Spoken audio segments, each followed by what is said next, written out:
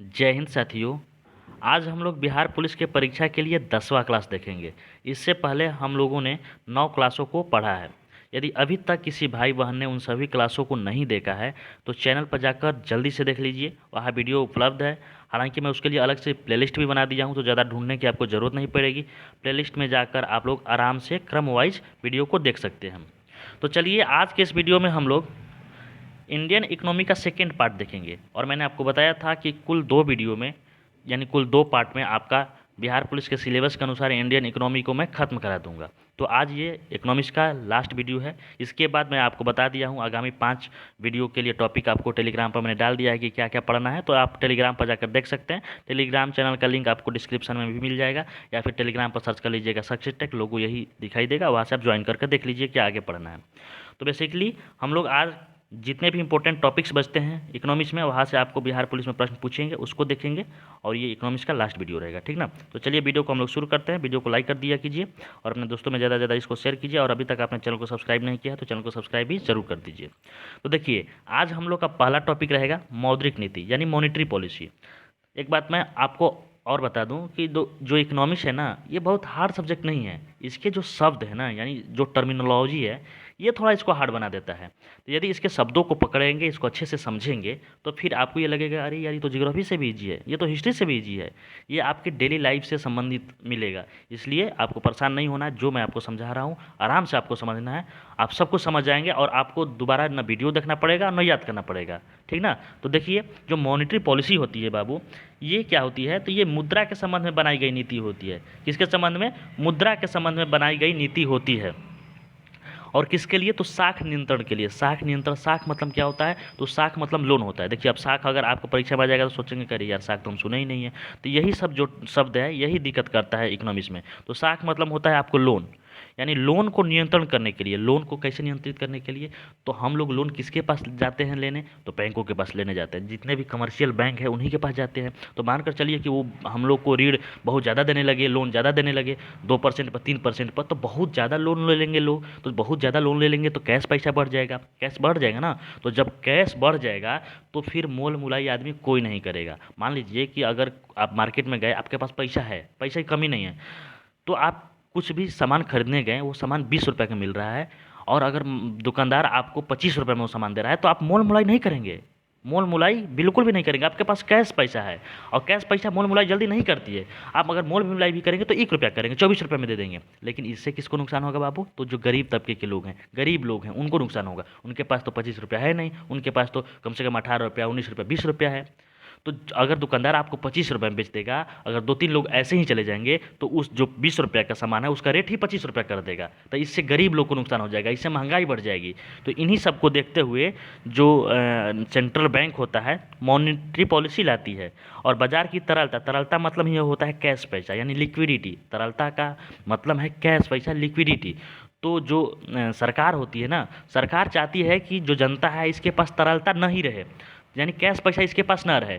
तो जनता के कैश पैसा छीनने का ही तरीका है मॉनेटरी पॉलिसी। और इन जितने तरीका मैं आपको बताऊंगा, इसका मेन लक्ष्य है कि जनता के पास ज़्यादा से ज़्यादा कैश पैसा ना रहे। जिससे अगर कैश पैसा रहेगा बाबू, तो जनता जो है वो महंगाई जो है वो बढ़ा देगी। और मैंने आपको बता ही दिया कि मोल मुलाई नहीं होगा। अगर मोल मुलाई होता तो आपको महंगाई नहीं बढ़ेगी, ठीक ना। तो आप आई होप इस बात को समझे होंगे। चलिए हम लोग कुछ फैक्ट्स देख लेते हैं, उसके बाद हम लोग देखेंगे कि कौन कौन सा टूल्स है जिससे कि मॉनेटरी पॉलिसी लाई जाती है, जिसके तहत जिससे कि जनता के पास पैसा कम रहे। देखिए सबसे पहले है कि किसी भी राष्ट्र का जो है केंद्रीय बैंक यानी सेंट्रल बैंक मॉनेटरी पॉलिसी घोषणा करती है। यानी किसी भी देश का अगर मॉनेटरी पॉलिसी घोषणा करना होगा तो वो कौन करता है? आपका सेंट्रल बैंक। तो भारत का घोषणा कौन करता है बाबू? तो इसका सेंट्रल बैंक आरबीआई है, यानी रिजर्व बैंक ऑफ इंडिया है, ठीक। चलिए आगे है कि 1 अप्रैल 2014 को उर्जित पटेल समिति की सिफारिश पर मॉनेटरी पॉलिसी घोषणा जो आरबीआई द्वारा है वो वर्ष में 6 बार यानी हर 2 माह पर की जानी है, ठीक ना। हर 2 माह पर यानी वर्ष में 6 बार की जाती है। चलिए आगे बढ़ते हैं। जो मौद्रिक नीति समिति है बाबू, यानी जो मॉनेटरी पॉलिसी है, इसकी समीक्षा निर्माण कौन करेगी? तो उसके लिए एक कमेटी बनाई जाती है, कमेटी जिसमें 6 मेंबर रहते हैं। कितने मेंबर रहते हैं? 6 मेंबर। वर्तमान में बाबू इस 6 मेंबर में ये जो 3 इंटरनल मेंबर हो गए और ये 3 एक्सटर्नल मेंबर हो गए, इन्हीं को आपको याद करना है, ठीक। 3 इंटरनल मेंबर और 3 एक्सटर्नल मेंबर। तो जो 3 इंटरनल मेंबर है इसमें एक आरबीआई का गवर्नर होते हैं, एक डिप्टी गवर्नर होते हैं, एक अदर ऑफिसर्स होते हैं, जो कि वर्तमान में ये हैं। और बाकी इंटरनल जो एक्सटर्नल गवर्नर है, ये इंटरनल हो गया, और ये एक्सटर्नल जो गवर्नर है इसमें एक पमी दुआ है, अभी रविंद्र ढोलंकिया है, चेतन घाटे हैं। तो ये आपको परीक्षा में पूछेगा, इसलिए इसको याद कर लीजिए। इसका ट्रिक है PRC। क्या है? PRC। पी से हो गया पमी दुआ, आर से हो गया रविंद्र ढोलंकिया, सी से हो गया चेतन घाटे। ठीक, तो मैंने आपको अभी बताया कि जो मौद्रिक नीति है इसकी समीक्षा करने के लिए, इसका निर्माण करने के लिए मौद्रिक नीति समिति बनाई जाती है, जिसमें 6 मेंबर होते हैं, 3 इंटरनल होते हैं, 3 इंटरनल में एक आरबीआई का गवर्नर होते हैं, एक डिप्यूटी गवर्नर होते हैं, एक अदर ऑफिसर होते हैं, जबकि एक्सटर्नल में आपको अभी वर्तमान में पमी दुआ, रविंद्र ढोलंकिया और चेतन घाटे हैं। ठीक ना, जिसका ट्रिक है PRC। चलिए आगे बढ़ते हैं। अब हम लोग टूल्स की तरफ बढ़ते हैं, यानी इसके उपकरण क्या है। तो देखिए बाबू, इसके 2 उपकरण हैं। एक तो होता है मात्रात्मक यानी क्वांटिटिव उपकरण, और मात्रा मतलब आप समझते ही हैं, और एक होता है गुणात्मक यानी क्वालिटिव उपकरण। तो हम लोग सबसे पहले मात्रात्मक उपकरण को देखेंगे। किसको देखेंगे? मात्रात्मक उपकरण के तहत आपको आरबीआई क्या करती है। यहाँ मैं आपको हिंट के लिए बता भी दिया हूँ कि जो कैश पैसा है इसी को लिक्विडिटी या तरलता बोलते हैं। ठीक ना, इसका PDF मैं आपको टेलीग्राम चैनल पर डाल देता हूँ, वहाँ से आप जाकर आराम से इसको देख सकते हैं। चलिए मैं एक आपको फिगर के तौर पे समझाने की कोशिश कर रहा हूँ बाबू कि ये सब क्या है। फिगर के तौर पे समझाने की कोशिश कर रहा हूँ कि ये सब क्या है। देखिए, जब मान लीजिए कि जनता हो गई, यानी हम लोग हो गए, ठीक ना, ये आप हो गए, और ये जो वाणिज्य बैंकें हैं ये हो गई, और ये आरबीआई हो गया। ठीक, अब देखिए, यदि हमको अगर पैसों की ज़रूरत है तो हम लोग लोन लेने जाएंगे, और हम लोग लोन कहाँ लेने जाएंगे? तो हम लोग डायरेक्ट आरबीआई के पास जाएंगे? नहीं ना, हम लोग अपने कमर्शियल बैंकों के पास जाएंगे, जैसे कि एसबीआई हो गया, यूके हो गया, पीएनबी हो गया, एचडीएफसी हो गया, यूनियन बैंक हो गया। तो इनके पास हम लोग अपने लिए लोन लेने जाएंगे। दूसरी चीज़, अगर हमको पैसा जमा कराना हो, पैसा अपना धन रखना हो, तो कहाँ जाएंगे? वो भी आरबीआई के पास नहीं जाएंगे, हम लोग अपने वाणिज्य बैंकों के ही पास जाएंगे। तो यानी हमको जो ज़रूरत पड़ेगा किस बैंक से? तो कमर्शियल बैंक से। लेकिन अगर इनको ज़रूरत पड़ेगा पैसा का, यानी जो कमर्शियल बैंक है इनको अगर पैसे की ज़रूरत पड़ेगी, या इनको अगर मान लीजिए अपना पैसा रखना है, कभी कभी बंद हो जाता है, पता ही है, मान लीजिए बैंक 2 दिन के लिए 3 दिन के लिए त्योहारों में बंद हो जाता है, तो अपना पैसा रखकर क्या करेंगे? अपना पैसा किसी को दे देंगे, वहाँ से ब्याज लेंगे। तो वो क्या करेंगे? तो बाबू अपना पैसा आरबीआई के पास रख देंगे, आरबीआई इनसे पैसा ले लेती है। तो ये आप टर्मिनोलॉजी समझ गए ना, कि हम लोग जहाँ जाते हैं वो वाणिज्य बैंक है, और वाणिज्य बैंकों की जहाँ जरूरत पड़ती है वो आरबीआई है। ठीक, चलिए अब बात करते हैं बाबू कि जो आरबीआई है जिस रेट पे इन बैंकों को पैसा देती है उसमें रेपो रेट आता है, बैंक रेट आता है, और एमएसएफ आता है। इसी को समझना है, किसको? रेपो रेट, बैंक रेट और एमएसएफ को समझना है। ये चीज़ क्या है मैं आपको बता रहा हूँ। देखिए, यहाँ मैं आपको अच्छे से लिख भी दिया हूँ कि जो आरबीआई है जिस रेट पे इन बैंकों को देती है, यानी जो कमर्शियल बैंक है, वाणिज्य बैंकों, इनको देती है, उसी में आपको रेपो रेट आता है, बैंक रेट आता है, एमएसएफ आता है। तो बाबू इसमें क्या अंतर है इसको समझ लेते हैं। ठीक ना, देखिए, रेपो रेट जो है आरबीआई द्वारा अल्पकाल के लिए, अल्पकाल, ये इस टर्म को पकड़िएगा, अल्पकाल के लिए दिए जाने वाला ऋण पर दर जो है वो रेपो रेट कहलाता है। यानी जिस दर पे आरबीआई अल्पकाल के लिए ऋण देती है वाणिज्य बैंकों को, उसको हम लोग रेपो रेट बोलते हैं। वही अगर बात की जाए बैंक रेट बाबू, तो ये दीर्घकाल के लिए दिया जाता है, यानी ये भी आरबीआई ही देती है बैंकों को। वो कितना के लिए? दीर्घकाल के लिए, जनरली 14 दिन से ज़्यादा के लिए, और रेपो रेट 2 से 14 दिन के लिए। ठीक ना, अगर वही एमएसएफ का बात की जाए, एमएसएफ, तो एमएसएफ का बात की जाए तो ये अति अल्पकाल के लिए, यानी एकदम 1 दिन के लिए, 1 दिन के लिए अगर जो जिस दर पे ऋण देती है आरबीआई बैंकों को, उसको हम लोग एमएसएफ यानी मार्जिनल स्टैंडिंग फैसिलिटी बोलते हैं। अब आपके मन में सवाल आता होगा कि ये repo rate, bank rate, MSF ये ऋण क्यों लेती है, ये ऋण क्यों देती है आपको, बैंकों को? तो बाबू बैंकों को भी पैसा की ज़रूरत है ना, जनता को पैसा कहाँ से देगी बैंक? तो उसको कहाँ से पैसा आएगा बाबू? तो आरबीआई से पैसा मांगेगी। तो वही जिस रेट पे आपको आरबीआई देती है बैंकों को, उसको हम लोग बोलते हैं रेपो रेट, बैंक रेट और एमएसएफ। और मैंने आपको बता दिया कि अगर अल्पकाल पूछेगा परीक्षा में तो रेपो रेट हो जाएगा, दीर्घकाल पूछेगा तो बैंक रेट हो जाएगा, और अति अल्पकाल पूछेगा तो एमएसएफ हो जाएगा। आई होप आप इस बातों को समझे होंगे। ठीक ना, चलिए आगे बढ़ते हैं। आगे है कि अगर मान लीजिए कि अगर पैसा बैंक के पास अगर ज़्यादा है, पैसा बैंक के पास ज़्यादा है, अगर वो आरबीआई को देना चाहती है, तो आरबीआई को पैसा देना चाहती है, तो आपके मन में सवाल होगा कि वो क्यों ऋण देगी, इसको लोन क्यों देगी, वो लोन कह रहे हैं, वो इसको ब्याज क्यों देगी, ठीक ना, उसको दर क्यों देगी? तो बाबू अगर दर नहीं देगी तो वो लोन बांट देगी पब्लिक में, यानी जितने भी बैंक है, अगर ये इससे पैसा अगर आरबीआई नहीं लेगी, मान लीजिए 2-3 दिन बैंक बंद हो गया, तो ये पैसा अपना देना जाएगा ना आरबीआई के पास, आरबीआई के पास पैसा देना जाएगा। अगर वो नहीं लेगी, मना कर देगी, हमको क्या पैसे की ज़रूरत है, मेरे पास तो पैसा ही है, तो बाबू अगर नहीं आरबीआई लगी ना, तो ये ऋण बांट देगी, ये जनता में ऋण बांट देगी, कम कम परसेंटेज में ऋण बांट देगी, और फिर तरलता बढ़ जाएगा, कैश बढ़ जाएगा और महंगाई बढ़ जाएगा। इसलिए रिवर्स रेपो रेट के तहत, यहाँ आपको दिखाई दे रहा होगा, रिवर्स रेपो रेट के तहत जब बैंक अपना अतिरिक्त पैसा अल्पकाल के लिए आरबीआई के पास रखते हैं, जब बैंक अपना अतिरिक्त पैसा आरबीआई के पास रखते हैं, उसको रिवर्स रेपो रेट, रिवर्स मतलब उल्टा, यानी रेपो रेट के उल्टा। रेपो रेट भी अल्पकाल था और रिवर्स रेपो रेट भी अल्पकाल है। तो अल्पकाल के लिए अगर वाणिज्य बैंकों द्वारा जिस दर पे आरबीआई को पैसा दिया जाता है, उसको हम लोग बोलते हैं रिवर्स रेपो रेट। और यहाँ मैंने आपको हिंट के लिए लिख भी दिया है कि नहीं लेने पर पब्लिक को लोन ज़्यादा दे देगी, जिससे लिक्विडिटी बढ़ जाएगी और महंगाई भी बढ़ जाएगी, ठीक ना। तो यहाँ तक आई होप समझे होंगे कि रेपो रेट, बैंक रेट और ये सब क्या होता है। उसके बाद हम लोग बात करते हैं बाबू कि जो हम लोग को पैसा जो बैंक देती है, यानी ये जो पीएनबी हो गया, एसबीआई हो गया, ये कस्टमर हो गए यानी हम लोग हो गए, और ये बैंक हो गया, वो किस रेट पे देती है। तो इसके तहत दो रेट होता है, एक होता है प्राइमरी लैंडिंग रेट और एक होता है आपको बेस रेट। तो देखिए, जो नॉर्मल ग्राहक होते हैं उनको प्राइमरी लैंडिंग रेट के तहत दिया जाता है, यानी रेट थोड़ा इसमें ज़्यादा होता है। और वही बेस रेट का बात किया जाए बाबू, तो बेस रेट फेवरेट कस्टमर को, यानी जो इसके फेवरेट कस्टमर है उसको थोड़ा सा कम रेट करके, यानी थोड़ा सा कम रेट पे उसको जो ब्याज देती है, उसको हम लोग बेस रेट बोलते हैं, ठीक ना। अब देखिए, मैं आपको एक और चीज़ समझाने की कोशिश कर रहा हूँ कि जो बेस रेट है और जो प्राइमरी लैंडिंग रेट है, ये हमेशा आपको इन जो मौद्रिक नीति की ये जो आरबीआई द्वारा दिया जाता है, repo rate, bank rate, MSF, इससे हमेशा क्या होगा, ज़्यादा होगा। क्यों ज़्यादा होगा कि मान लीजिए ये जो बैंक है आरबीआई से 10% पर लेती है, 10% इसका लोन लेती है, यानी रेपो रेट के तहत, बैंक रेट के तहत, एमएसएफ के तहत, तो कभी जनता में 9% में देगी? आप सोचिए, कभी देगी? नहीं देगी, उसको घाटा हो जाएगा ना। अगर हम किसी से 10% ब्याज लिए किसी को देने के लिए, तो हम 8% पे देंगे तो हमको घाटा नहीं हो जाएगा? तो हम काहे खातिर बैंक खोलेंगे? घाटा सहने के लिए नहीं ना। तो हम जो ये होता है बेस रेट, पीएलआर, ये हमेशा रेपो रेट, बैंक रेट और एमएसएफ से ज़्यादा होता है, ठीक ना। अब मैं आपको एक चीज़ समझाने की कोशिश कर रहा हूँ कि ये जो रेपो रेट है, बैंक रेट है, एमएसएफ, ये क्यों लाई जाती है कि ये जो बैंक है, यानी जो ये वाणिज्य बैंक है, ये जनता को पैसा देती है ना, तो इसका जो रेट है ये हाई कर देते हैं। क्या कर देते हैं? हाई कर देते हैं। जब इसका रेट हाई करेंगे तो इसका भी रेट हाई करेंगे।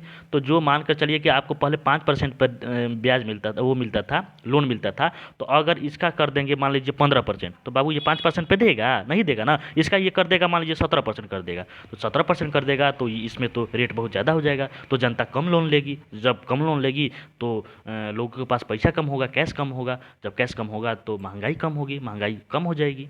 तो यही जो चीज़ है, मेन चीज़ है कि जनता के पास कैश पैसा नहीं रहे, ठीक ना।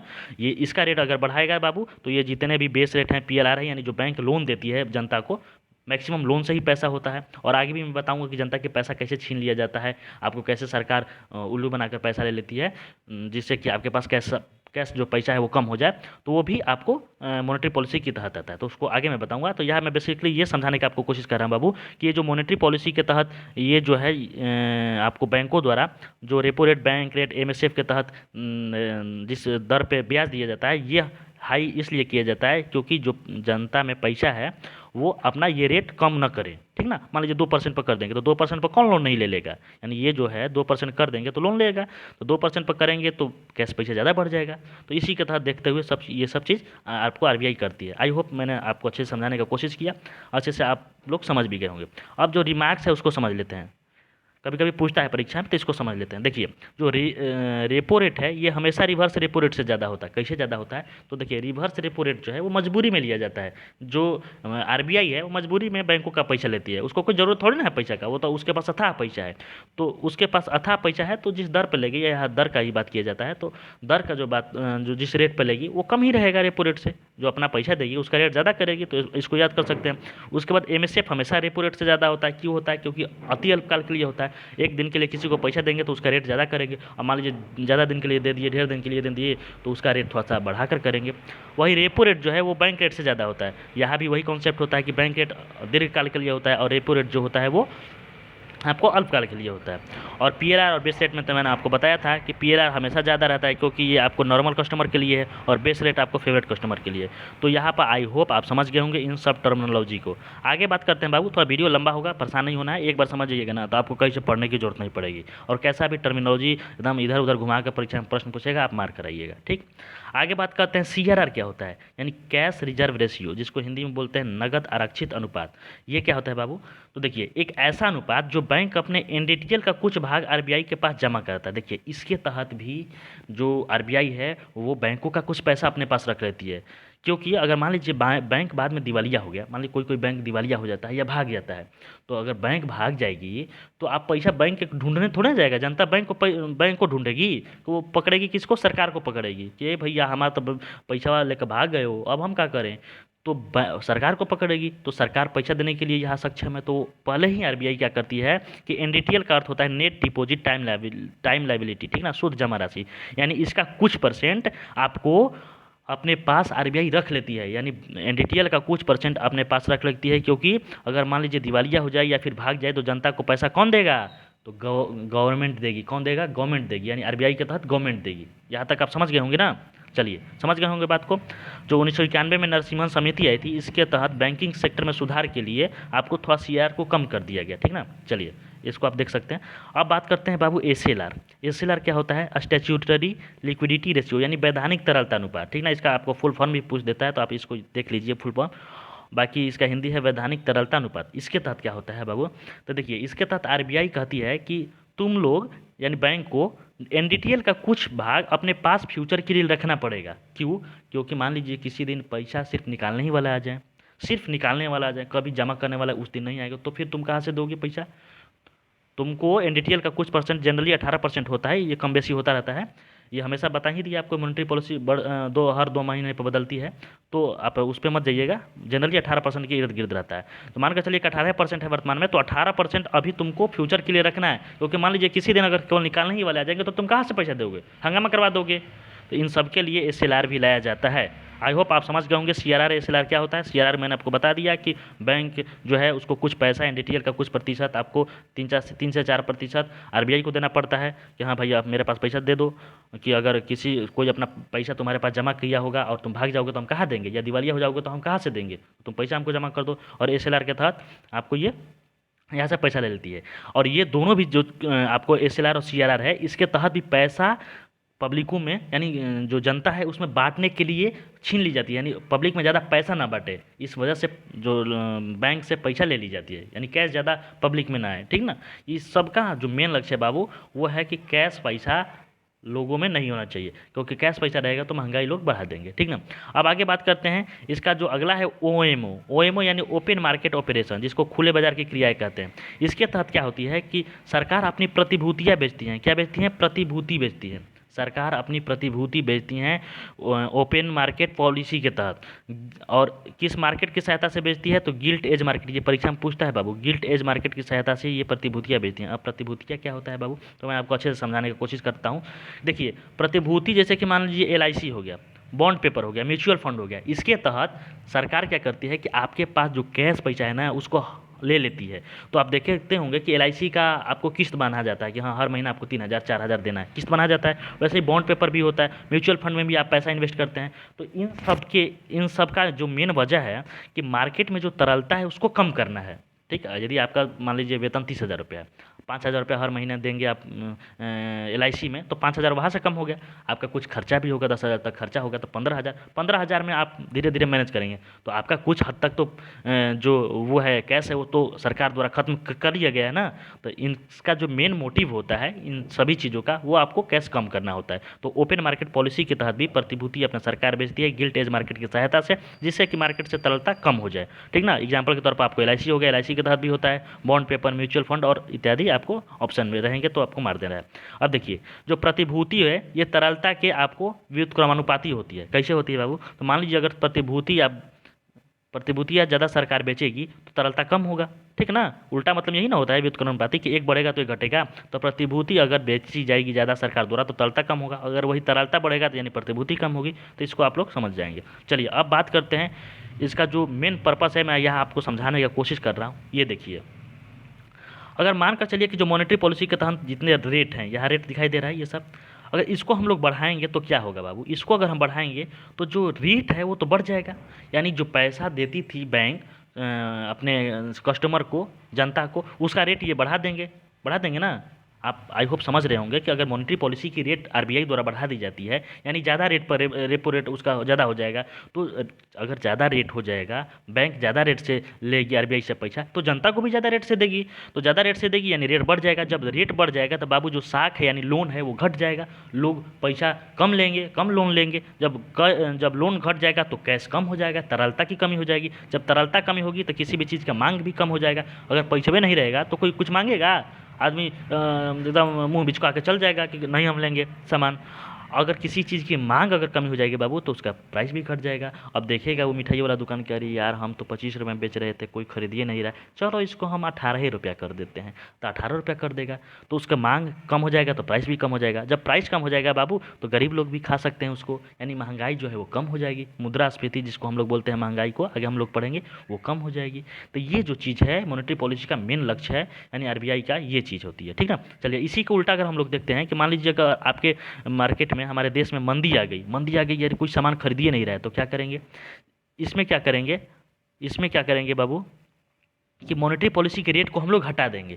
जब घटाएंगे तो बैंक अपना रेट भी घटा देगी, जब रेट घटा देगी तो लोन ज़्यादा लोग लेने लगेंगे, कैश ज़्यादा हो जाएगा लोगों के पास, डिमांड बढ़ जाएगा और जो प्राइस है वो भी बढ़ जाएगा, और थोड़ा सा महंगाई भी बढ़ जाएगी। तो महंगाई बढ़ जाएगी तो लोग पैसा सामान को मतलब महंगाई का मतलब है कि अपना नॉर्मल स्थिति में आ जाएगी। यहाँ पर समझ गए बातों को ना।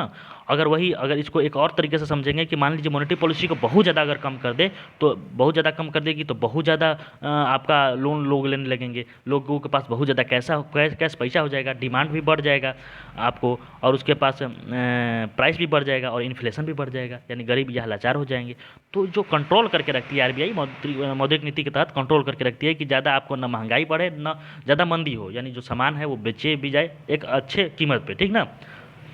तो चलिए आई होप आप इस बात को समझे होंगे। अब हम लोग आगे बात करते हैं। यहाँ पे मैंने इसको अच्छे से समझाने की कोशिश किया। एक बात और देख लीजिए, जो मौद्रिक नीति है ये व्युत्क्रमानुपाती होती है तरलता, महंगाई, मुद्रास्फीति का, ठीक। तो ये मैं आपको बता ही दिया कि मौद्रिक नीति का अगर रेट को बढ़ाएंगे तो तरलता आपको घट जाएगी, महंगाई भी घट जाएगी, मुद्रास्फीति भी घट जाएगी, महंगाई को मुद्रास्फीति बोलते हैं, ठीक। चलिए आगे बात करते हैं। अब आगे करते हैं बात मुद्रास्फीति के बारे में कि मुद्रास्फीति यानी महंगाई क्या होता है। इकोनॉमिक्स में महंगाई को मुद्रास्फीति बोलते हैं, ठीक ना। इंग्लिश में इन्फ्लेशन। इन्फ्लेशन क्या होता है? तो बाबू जो बाजार में तरलता है इसी के कारण बनती है महंगाई, यानी अधिक तरलता के कारण जो होता है उसको हम लोग मुद्रास्फीति बोलते हैं, यानी महंगाई को ही मुद्रास्फीति बोलते हैं। इसका प्रभाव क्या होता है? तो इसका जो प्रभाव है वो होता है कि महंगाई बढ़ जाती है और इसका मुद्रा का जो वैल्यू है वो घट जाती है। मुद्रा का वैल्यू कैसे घट जाती है, ये परीक्षा में बार बार पूछता है कि मुद्रास्फीति का प्रभाव कहाँ पड़ता है। तो मुद्रा का वैल्यू बढ़ जाता है, घट जाता है, बना रहता है, यही सब पूछता है। तो मुद्रा के बाबू वैल्यू घट जाती है। क्यों? क्योंकि जो सामान 5 रुपये मिल रही थी वही सामान आपको अब 10 रुपये मिलेगी, तो 10 रुपये 5 रुपये कोई वैल्यू रहा नहीं, ना रहा, तो मुद्रा की वैल्यू घट गई, तो इसी का आपको प्रभाव पड़ेगा। मुद्रा की वैल्यू घट जाती है, महंगाई बढ़ जाती है, ठीक ना। बाकी ये इतना इंपॉर्टेंट नहीं है, यह मैं आगे बढ़ता हूँ। अब देखिए, अब जो मुद्रास्फीति है यानी महंगाई है, इसको कंट्रोल करने के क्या उपाय हैं? तो देखिए, इसको कंट्रोल करने के उपाय को हम लोग डिसइन्फ्लेशन बोलते हैं, यानी अपस्फीति बोलते हैं। यानी इन्फ्लेशन पर नियंत्रण करने के लिए जानबूझकर डिफ्लेशन लाना, यानी जानबूझकर आपको उसका सब चीज़ कम करना। कैसे? देखिए, अगर हम लोग महंगाई ज़्यादा बढ़ गया है तो हम क्या करेंगे, उसका उपाय क्या है? सबसे पहले मॉनेटरी पॉलिसी के रेट को बढ़ाएंगे। जब मॉनेटरी पॉलिसी के रेट को बढ़ाएंगे तो लोन कम मिलेगा, तरलता आपको वहाँ से घट जाएगी। प्रतिभूतियों की बिक्री ज़्यादा कर देंगे, प्रतिभूतियों की बिक्री ज़्यादा करेंगे तो कैश वहाँ से हम कुछ ले लेंगे। उत्पादन ज़्यादा कर देंगे, अगर उत्पादन ज़्यादा करेंगे तो मार्केट में बहुत ज़्यादा प्रोडक्ट हो जाएगा, तो कम दाम हो जाएगा उसका, हो जाएगा ना जी। मान लीजिए कि कहीं ठेला पर आपको सब्जी मिल रहा है, 5 गो ठेला है, तो आप अपने मन का रखेंगे, कहीं 20 गो ठेला है सब्जी का, तो जौन मन तो अपन रखेगा ना जी। तो आपका एक दूसरे से कंपटीशन के लिए रेट कम कर देंगे। तो ये जो सब चीज़ें हैं ये बाज़ार में तरलता कम करने के लिए और आपको इन्फ्लेशन को कम करने के लिए उपाय हैं, ठीक। आई होप आप इसको समझ रहे होंगे। चलिए अब बात करते हैं मुद्रा अवस्फीति यानी मंदी क्या होती है। तो मुद्रा अवस्फीति साधारण शब्दों में इसको आर्थिक मंदी बोलते हैं। आर्थिक मंदी यानी इसमें मुद्रा की वैल्यू घट जाती है, इसमें मुद्रा की वैल्यू क्या होती है, घट जाती है। इसको कैसे कम करना है? तो इसके कंट्रोल करने के उपाय को हम लोग बोलते हैं रिफ्लेशन। इसमें क्या करते हैं, मान लीजिए अगर कोई सामान ही नहीं खरीद रहा है, बहुत मंदी आ गई मार्केट में, तो हम लोग क्या करेंगे कि रेट को घटा देंगे। जैसे कि मोदी जी द्वारा जब कोरोना हुआ था तो उस समय रेट को घटा दिया गया, मौद्रिक नीति को रेटों को घटा दिया गया, यानी इनके जितने भी रेट है इसको घटा दिया गया, जिससे कि प्रतिभूति भी घट गई, प्रतिभूति की जो बिक्री है उसको भी घटा दिया गया और लोन को बढ़ा दिया गया, यानी मैक्सिमम आप लोन ले सकते हैं, आप जनता को कह दिया गया कि कम प्रतिशत पे बैंक लोन दे सकती है। तो इन सब से जो होता है बाजार में तरलता बढ़ जाएगी, जब लोगों के पास पैसा हो जाएगा तो सामान खरीदने लगेंगे, मंदी नहीं आएगी। तो ये सभी चीज़ों को आप लोग आई होप समझे होंगे। एक चीज़ और होता है, परीक्षा में पूछता है बाबू कि स्टैगफ्लेशन क्या होता है। स्टैगफ्लेशन, तो स्टैगफ्लेशन जो होता है इन्फ्लेशन एवं डिफ्लेशन दोनों एक साथ जब आता है, यानी मुद्रास्फीति, महंगाई और मंदी एक साथ आती है, तो उसको हम लोग स्टैगफ्लेशन बोलते हैं। इसमें सबसे पहले हम लोग को मंदी ठीक करना चाहिए, ठीक ना, मंदी बहुत खतरनाक चीज़ है, इसको ठीक करना चाहिए। उसके बाद धीरे धीरे हम लोग को आपको मुद्रास्फीति यानी महंगाई को कंट्रोल करना चाहिए। चलिए इस चीज़ को समझ गए होंगे। अब हम लोग बात करते हैं गुणात्मक उपकरण। वहाँ हम लोग मात्रात्मक उपकरण देख लिए थे, अब गुणात्मक उपकरण देखते हैं। गुणात्मक उपकरण के तहत आरबीआई क्या करती है बाबू, इसका तहत सबसे पहले साख की राशनिंग करती है, यानी मैक्सिमम 40% के दर के रिलेटेड करती है। उसके बाद नैतिक कार्यवाही करती है, ऋण देने से मना कर देती है कि ऋण देने से तुमको ऋण नहीं देना है। उसके बाद अगर प्रत्यक्ष कार्रवाई करेगी तो अगर मना करने के बाद भी मान लीजिए ऋण देती है बैंक किसी पब्लिक को, तो वहाँ से वहाँ लाइसेंस रद्द कर देगी, ठीक ना। आई होप इस बात को आप समझे होंगे। चलिए आगे बढ़ते हैं। यहाँ मॉनेटरी पॉलिसी का जो टॉपिक था हमारा, मैंने आपको अच्छे से समझाने की कोशिश किया, एक शब्दों को दो दो बार बताया कि कैसे भी आपको ये टर्मिनोलॉजी समझ में आ जाए, परीक्षा में यही पूछता है। अब हम लोग अपने बैंकों की तरफ बढ़ते हैं, आपको बैंकिंग सिस्टम को देखते हैं। भारत में बैंकिंग सिस्टम क्या है, ये जो है बैंकिंग सिस्टम, इसको अच्छे से समझेंगे, ठीक ना। थोड़ा वीडियो लंबा हो जाएगा, कोई दिक्कत नहीं, आप वीडियो को शुरू से लेकर अंत तक देखें। देखिए ये जो बैंकिंग सिस्टम है बाबू, ये फाइनेंशियल मार्केट यानी वित्त बाजार का पार्ट होता है, और उसमें भी ये संगठित मुद्रा बाजार का अंग है। वित्त बाजार में भी संगठित मुद्रा बाजार का अंग है। मैंने आपको संगठित और असंगठित के बारे में पहले ही क्लास में बता दिया है। ये तृतीय क्षेत्र का होता है। तृतीय क्षेत्र मैंने आपको बताया था जिसमें सेवाएं आता है, यानी टर्सरी सेक्टर भी आपको बताया है, जिसके तहत आपको डिपॉजिट, क्रेडिट, ओवरड्राफ्ट, लोन ले सकते हैं, लॉकर फैसिलिटी भी रहती है आपको बैंक में, लोन भी ले सकते हैं, ओवरड्राफ्ट के तहत भी पैसा ले सकते हैं, डिपॉजिट कर सकते हैं, जमा कर सकते हैं, क्रेडिट भी जमा ही होता है, आई थिंक निकालना लिखा गया है, वहाँ आपको डेबिट ही हो जाएगा, डेबिट आप कर सकते हैं पैसों की, ठीक ना। तो चलिए वो तो आप लोग जानते हैं। बात करते हैं कि बैंकों का कितने प्रकार होता है। तो बाबू देखिए, आरबीआई एक्ट 1934 के सेकेंड अनुसूची में यदि किसी भी बैंक का उल्लेख है तो उसको अनुसूचित बैंक बोलते हैं, उस पर आरबीआई का कंट्रोल रहता है, ठीक ना, आरबीआई का कंट्रोल रहता है। अगर मान कर चलिए कि उसका उल्लेख उसमें नहीं है तो वो गैर अनुसूचित बैंक होता है। इसकी संख्या 4 या 5 है, ठीक, 4 या 5 है इसकी संख्या, उसको गैर अनुसूचित बोलते हैं। इस पर आरबीआई का नाम मात्र का कंट्रोल रहता है, ठीक ना। तो ये देख लिए। आगे बढ़ते हैं कि हम लोग हिस्ट्री ऑफ बैंकिंग सिस्टम पढ़ते हैं, यानी जो इंडिया में बैंकिंग का क्या हिस्ट्री है उसको देखते हैं। देखिए यहाँ से आपको परीक्षा में सवाल पूछता है, यहाँ से अभी इधर आपको मैं समझाने की कोशिश किया बाबू, इधर ये जो बैंकिंग सिस्टम से है, संगठित मुद्रा बाजार का अंक पूछ सकता है, बाकी इधर नहीं पूछेगा, यहाँ से पूछेगा आपको, हिस्ट्री से पूछेगा इसके। तो देखिए 1770 में भारत का सबसे पहला bank bank of Hindustan Kolkata में खोला गया था। यूरोपियन सिस्टम के अंतर्गत ये काम करता था, यानी जो यूरोपियन कंपनी आई थी इसके तहत खोला गया था। कौन सा बैंक था, बैंक ऑफ हिंदुस्तान, कोलकाता में, कब, 1770 में। लेकिन सही कार्य नहीं करने के कारण इस बैंक को बंद कर दिया जाता है। उसके बाद बाबू 3 प्रेसिडेंसी बैंक खोला जाता है। प्रेसिडेंसी ऑफ बंगाल 1806 में, प्रेसिडेंसी बैंक ऑफ बॉम्बे 1840 में, प्रेसिडेंसी बैंक ऑफ मद्रास 1843 में। तो आपको याद कर लीजिए 1806, 1840, 1843 बैंक, 3 को प्रेसिडेंसी बैंक खोला जाता है, ठीक।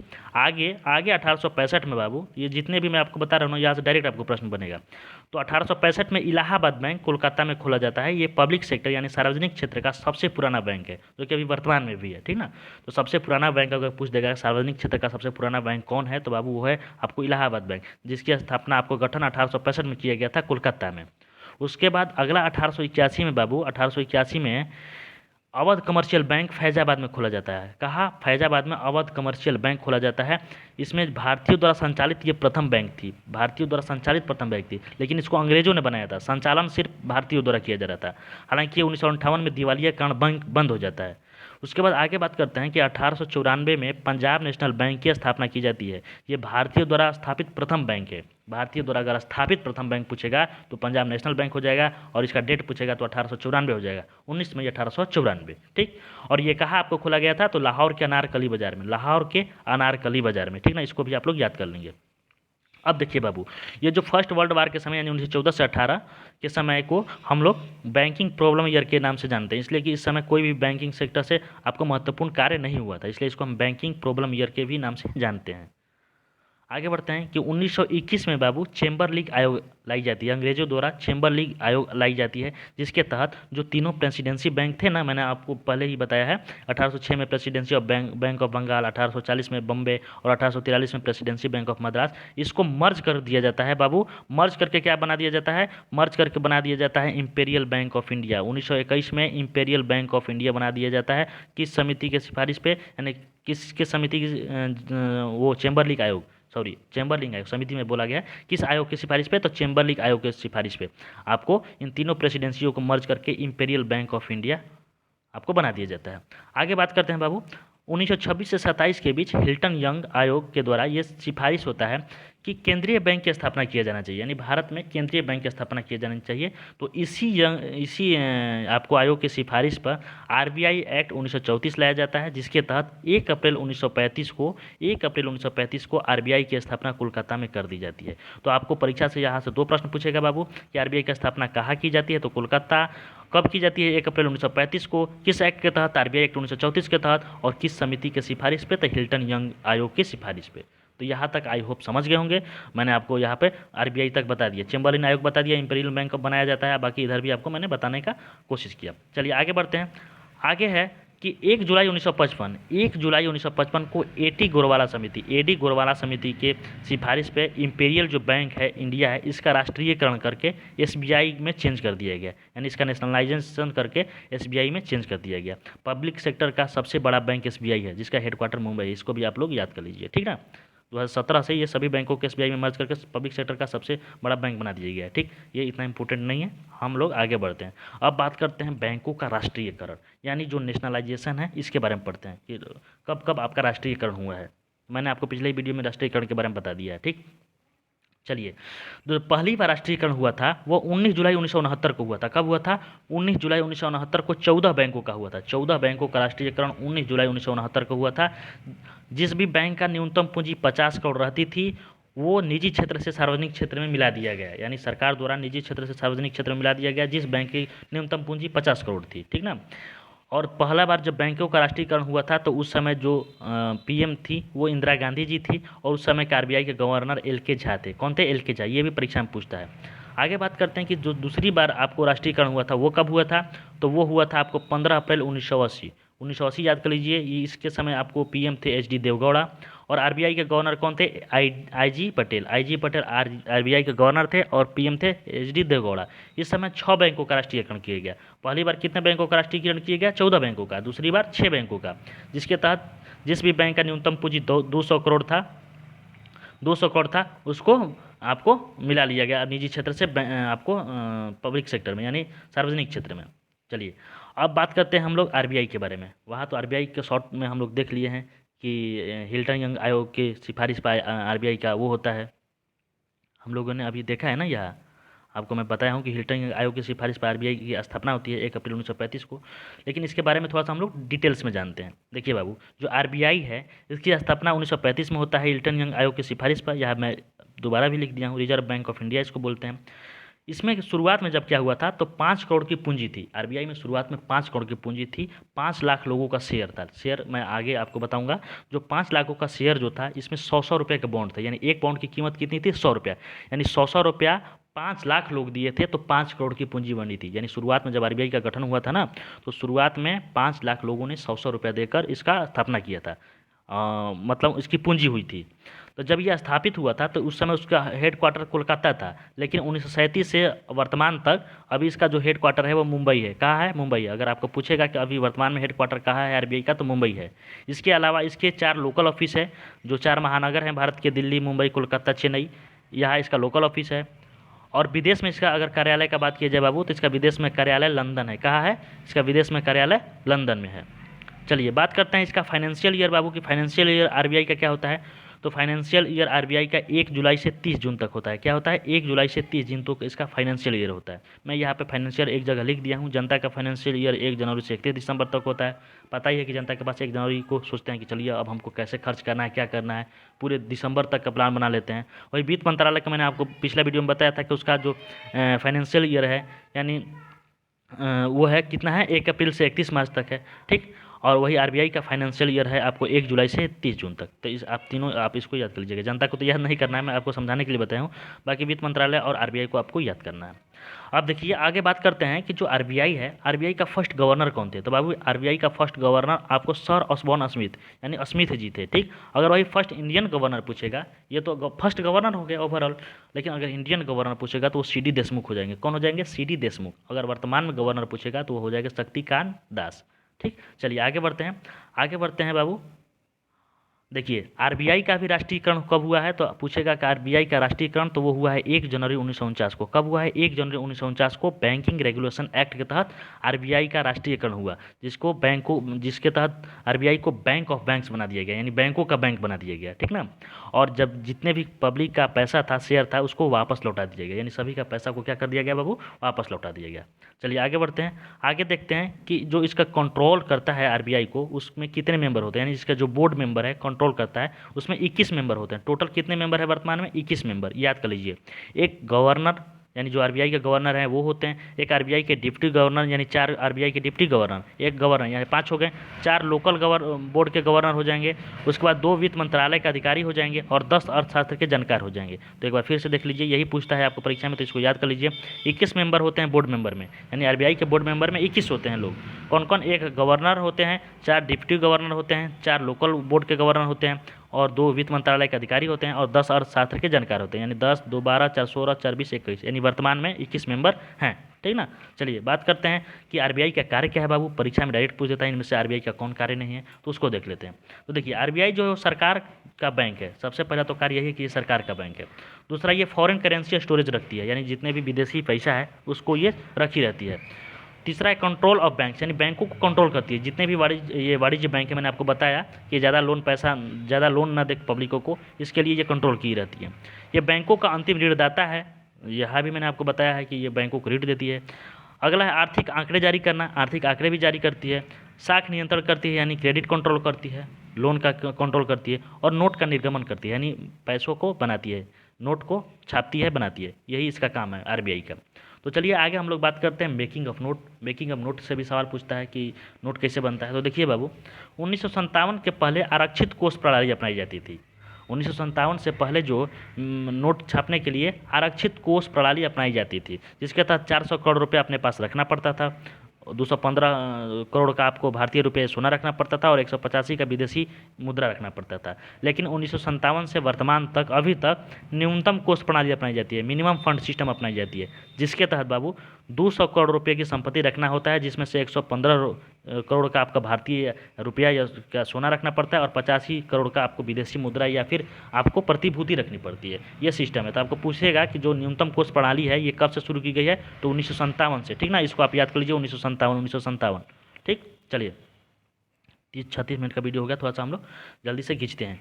अब देखिए यहाँ कुछ फैक्ट्स इसको याद कर लेते हैं। आरबीआई जो है वो मैक्सिमम 10,000 तक का नोट छापती है।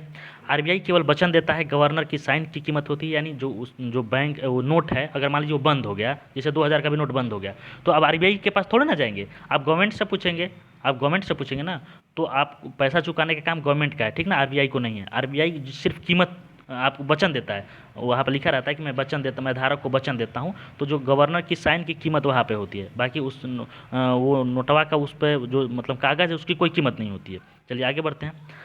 आगे है कि जो एक नोट है उस पर टोटल 17 भाषा में रुपया शब्द लिखा हुआ होता है, 15 अलग भाषा में और 2 हिंदी और इंग्लिश, यानी एक हिंदी इंग्लिश 2 हो गया और 15 अलग भाषाओं में, यानी टोटल 17 भाषाओं में लिखा रहता है आपको एक नोट पर रुपया लिखा रहता है।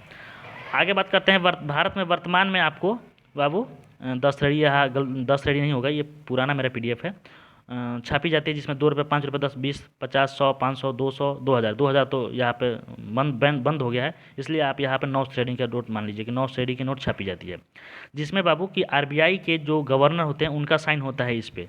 इन सबों पर किसका साइन होता है बाबू? आरबीआई का गवर्नर का। जबकि जो 1 रुपया का नोट है उसमें वित्त मंत्रालय के वित्त सचिव का साइन होता है। यही बार बार पूछता है कि 1 रुपया के नोट पर किसका साइन होता है, तो वो होता है वित्त सचिव का साइन। किसका होता है? वित्त सचिव का साइन, ठीक। चलिए आगे बढ़ते हैं। आगे देखते हैं कि सभी प्रकार के जो कॉइन्स होते हैं, सिक्का होता है, इसकी भी गारंटी जो होता है भारत सरकार की होती है, इस पर आरबीआई के गवर्नर का साइन होता है, ठीक ना। चलिए कभी कभी परीक्षा में आपको प्रिंटिंग प्रेस से भी सवाल पूछता है कि प्रिंटिंग प्रेस कहाँ है, यानी जो ये नोट छापने वाला मशीन ये कहाँ है बाबू। तो देखिए प्रिंटिंग प्रेस 4 जगह है, नासिक में है, देवास में है, शाहबानी में है, आपको मैसूर में है। कहाँ है? नासिक, देवास, शाहबानी और मैसूर। नासिक में करेंसी नोट प्रेस है और देवास में आपको बैंक नोट प्रेस है, तो इसको अलग से याद कर लीजिएगा। नासिक में करेंसी नोट प्रेस और देवास में आपको बैंक नोट प्रेस है, ठीक ना। यहाँ नोट बनाए जाने की स्याही बनती है देवास में। एक चीज़ और कि जो नोट का कागज़ है वो बाबू होशंगाबाद में बनता है, जिसका नया नाम नर्मदापुरम है, वहाँ बनता है। इसको भी आप लोग याद कर लीजिएगा। चलिए आगे बात करते हैं। आगे है कि जो ये देवास और नासिक प्रिंटिंग प्रेस है ये वित्त मंत्रालय के अधीन है, जबकि शाहबानो और मैसूर जो प्रिंटिंग प्रेस है ये आरबीआई के अधीन है। किसके तहत है? आरबीआई के अधीन है।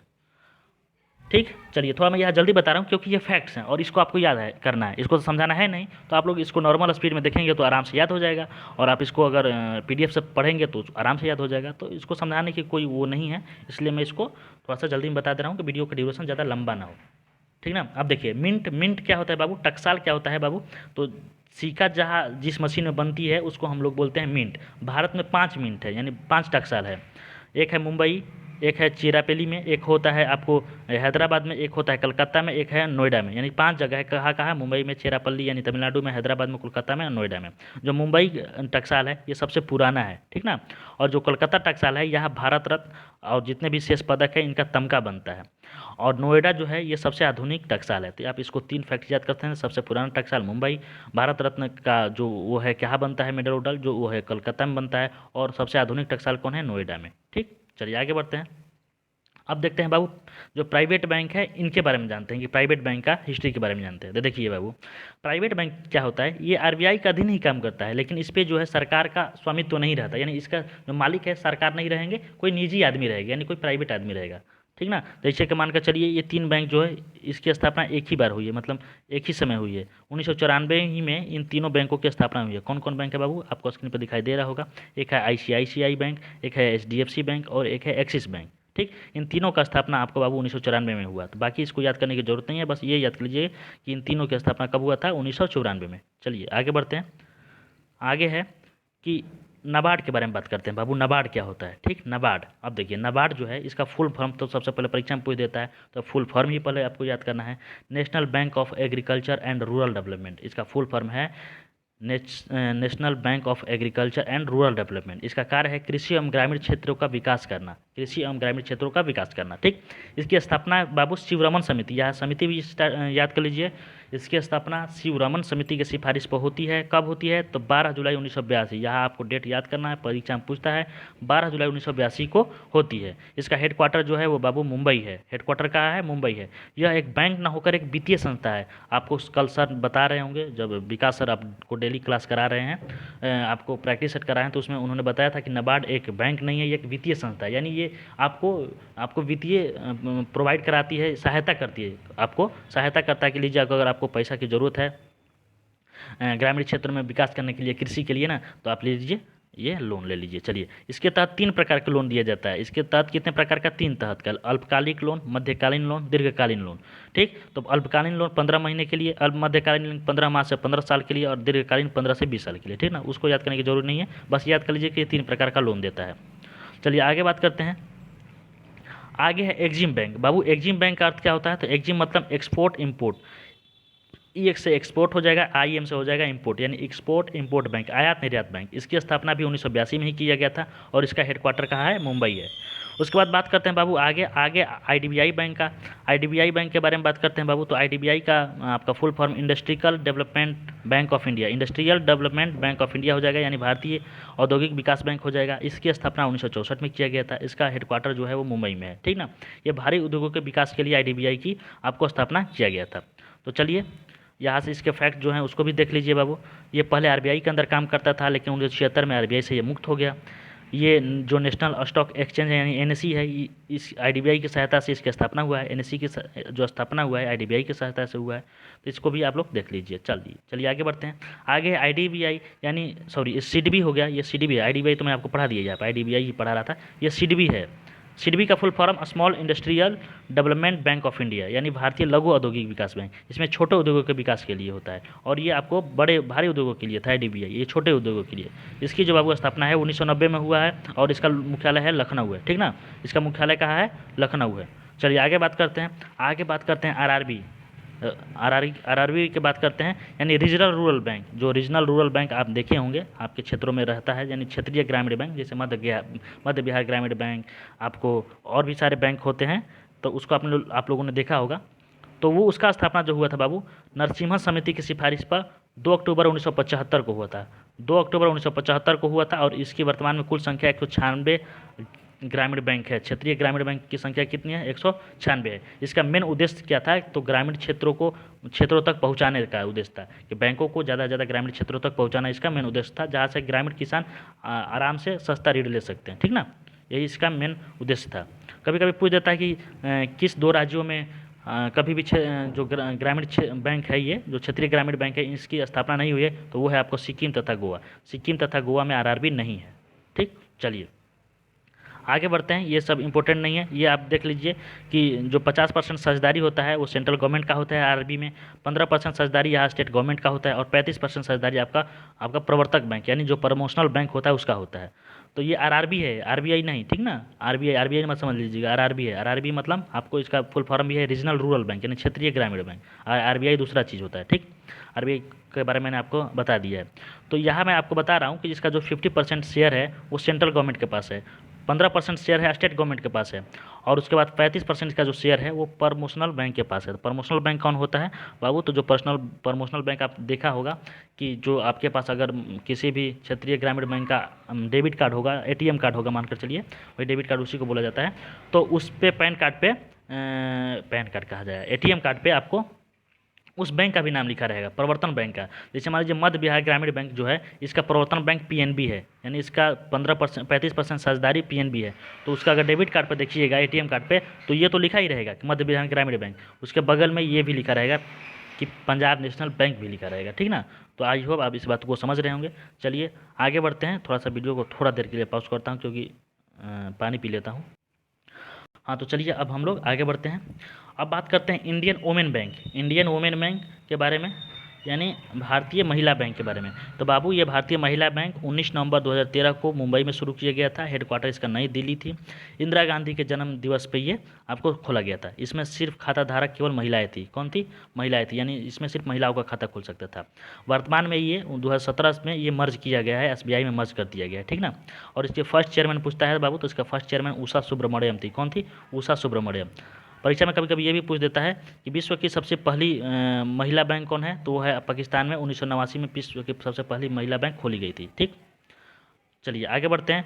कभी कभी परीक्षा में बाबू ये भी पूछ देता है कि इसके बोर्ड ऑफ डायरेक्टर में कौन थे? तो बाबू छवि राजावत, जो कि सोडा गाँव राजस्थान से निवासी थी, और तान्या देवास, जो कि गोदरेज समूह के संबंधित है। ये भी पूछ देता है, इसको याद कर लीजिएगा। अब बात करते हैं, हमारा ये बैंक का लास्ट टॉपिक है, उसके बाद हम लोग 2 छोटे छोटे टॉपिक्स हैं जिसको हम लोग 5 मिनट में निपटा देंगे। 1 घंटा से पहले क्लास को खत्म करने का मेरा टारगेट था, उसको मैं खत्म कर दूंगा, ठीक।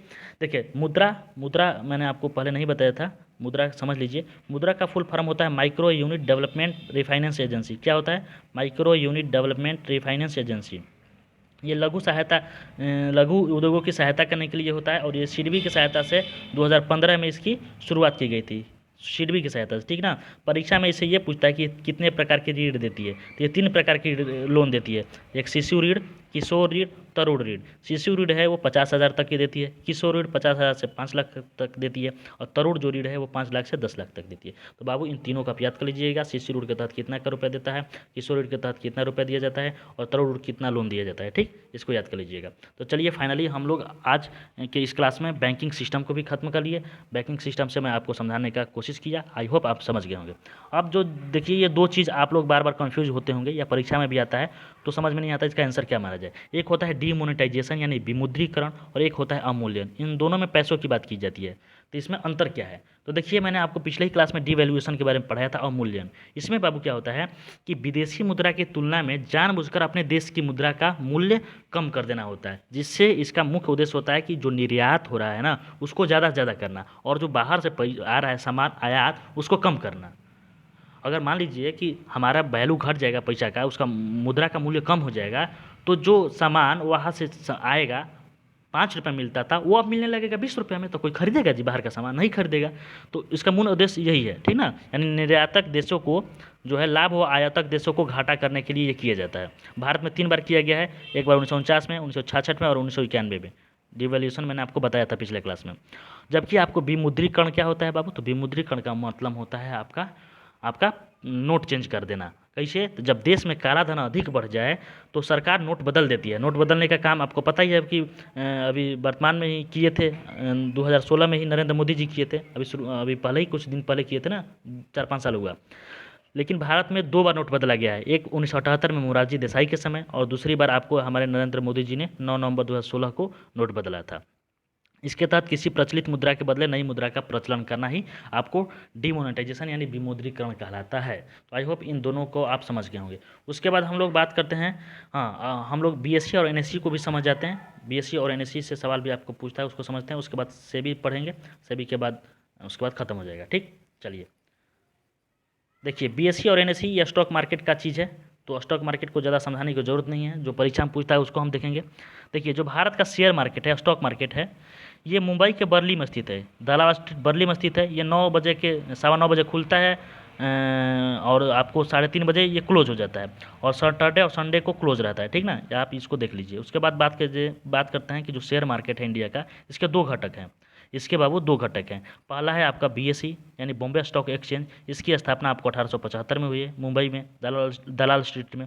इसके तहत बाबू 5,000 से ज़्यादा कंपनियां लिस्टेड है। इसमें बीएसई में 5,000 से ज़्यादा कंपनियां लिस्टेड है, जिसमें 30 बड़ी कंपनियों को ये प्रदर्शित करता है। 30 बड़ी कंपनियों को प्रदर्शित करता है, जिसका सेंसेक्स है। इंडेक्स इसका क्या है, सेंसेक्स है। यानी बीएसई का इंडेक्स अगर आपको पूछ देगा तो सेंसेक्स है। इसमें 5,000 से ज़्यादा कंपनियां लिस्टेड है, और ये जो सेंसेक्स है ये 30 बड़ी कंपनियों को क्या करता है, इंडिकेट करता है, प्रदर्शित करता है। ठीक ना, चलिए आगे बढ़ते हैं।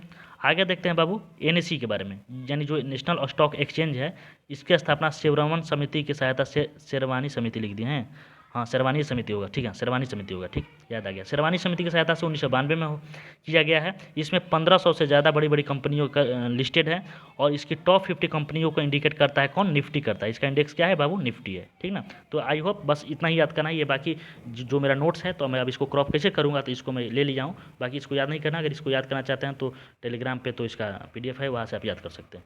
अब देखिए आगे बात करते हैं सेबी। सेबी के बारे में जानते हैं, तो बाबू सेबी का फुल फॉर्म होता है स्टॉक या securities and exchange board of India, यानी stock exchange board of India होता है, यानी भारतीय प्रतिभूति एवं विनिमय बोर्ड।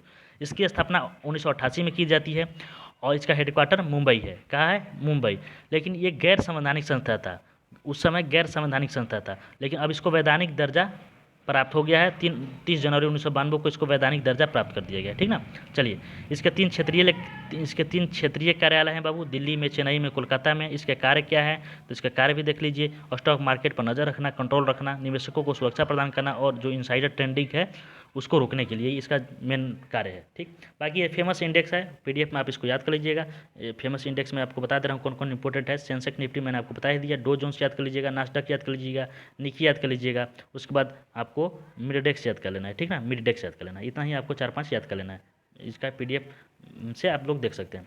बाकी ये निवेश और विनिवेश भी आपको पूछ देता है टर्म कि निवेश किसको कहते हैं, तो बाबू कोई व्यक्ति या संस्था या फिर कंपनी ही या फिर सरकार ही लाभ के उद्देश्य से अपना जो पूंजी निवेश करती है ना, यानी जहाँ खर्च करती है, उसको हम लोग निवेश बोलते हैं। मान लीजिए सरकार अपना पैसा जो है कहीं खर्च की है लाभ के उद्देश्य से, तो उसको हम लोग निवेश बोलते हैं। और वही निवेश की विपरीत प्रक्रिया विनिवेश होता है, यानी जो पैसा लगाई है सरकार उसको वापस लेगी, या फिर उसके जो शेयर है उसको बेच देगी, तो उसको हम लोग विनिवेश बोलते हैं। ठीक, चलिए आगे बढ़ते हैं। आगे देखिए, ये परीक्षा में बाबू अब पूछता है, यहाँ मैं एक जगह ले लिया हूँ, आपको डिजिट से पूछता है बाबू कि जीएसटी का जो आइडेंटिफिकेशन नंबर है वो कितने डिजिट का होता है। पैन कार्ड में कितने डिजिट होता है। आधार कार्ड का जो नंबर होता है वो कितने डिजिट का होता है। पैन कार्ड का जो नंबर होता है टैक्स वाला, वो कितने डिजिट का होता है। अकाउंट नंबर आपका कितने डिजिट का होता है। ATM नंबर कितने डिजिट का होता है।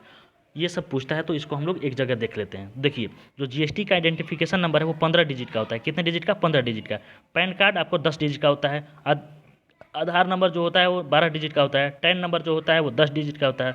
और अकाउंट नंबर आपको पता ही है 11 डिजिट का होता है। और जो ATM नंबर है वो आपको कितना डिजिट का होता है, आपको बाबू 16 डिजिट का होता है। तो ये आई होप आप समझ गए होंगे। यहाँ आपको इकोनॉमिक्स का कंप्लीट क्लास आपको मैंने करा दिया। टोटल 23 PDF था, 23 PDF मैंने आपको अच्छे से समझा दिया, जितने भी स्लाइड थे उसमें। और यहाँ आपको इकोनॉमिक्स पूरा कंप्लीट होता है बिहार पुलिस के लिए। इसके बाद आगे क्या पढ़ाना है तो मैंने आपको टेलीग्राम पे बता दिया है। ठीक ना, मेरा लक्ष्य था कि 1 घंटा से पहले ख़त्म करना है, तो 1 घंटा से पहले मैंने ख़त्म कर दिया। बीच में थोड़ा सा जल्दी से खींच दिया हूँ, आप लोग अच्छे से उसको समझ लीजिएगा। तो बस अब ज़्यादा बकवास नहीं करना है, नहीं तो 1 घंटा हो जाएगा। मिलते हैं नेक्स्ट वीडियो में, तब तक के लिए जय हिंद। क्लास कैसा लगा ज़रूर बताइए।